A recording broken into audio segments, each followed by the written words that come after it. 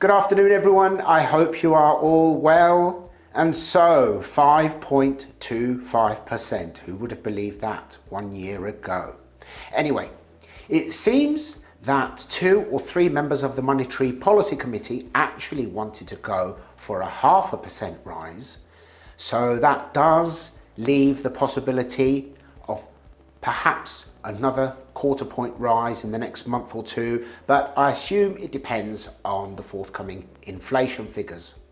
Either way, I'm fairly confident, and that's only my opinion, that we are approaching the top of this interest rate rise cycle. And as such, I do believe that in the next few weeks, as banks also begin to feel confident that we are reaching the top, they will begin to aggressively market better fixed rate deals. And keep in mind that they will look at the package over the whole 2 or 3 or 5 years, depending what deal it is. And they will take into account that more than likely in the latter part of that fixed rate deal, you will be on a rate of 5 or 6 or 7%, and interest rates will possibly fall away far below that.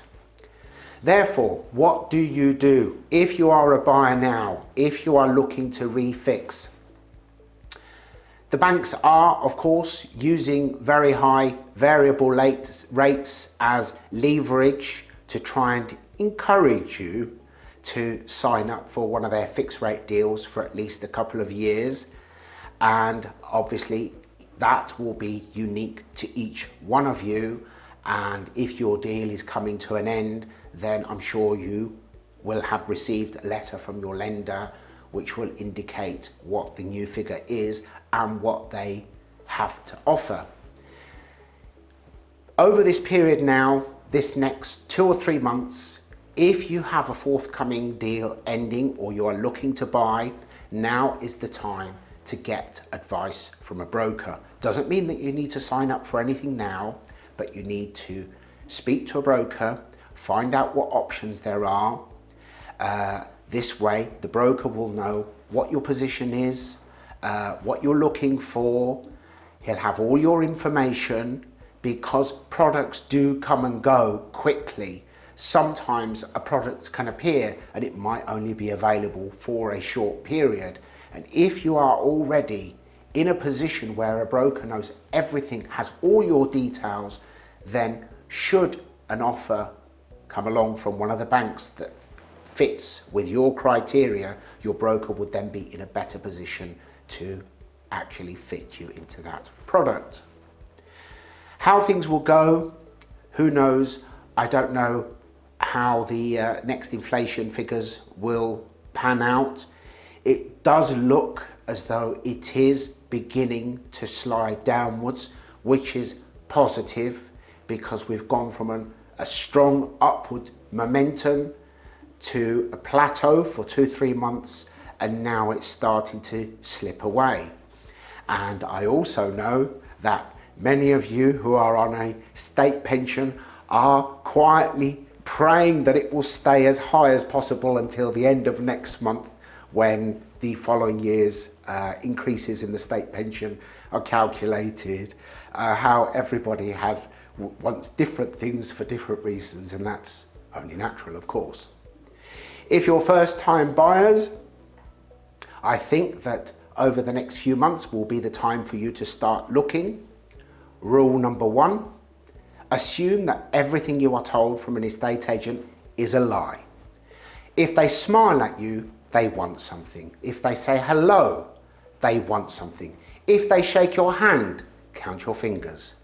No matter what they tell you, they are still hiding behind the fact that true resale property prices at the coalface are still not public, and I'm sure that has nothing to do with the thousands of civil servants working for the land registry who are wearing themselves out working from home, walking backwards and forwards from their desk to the kettle.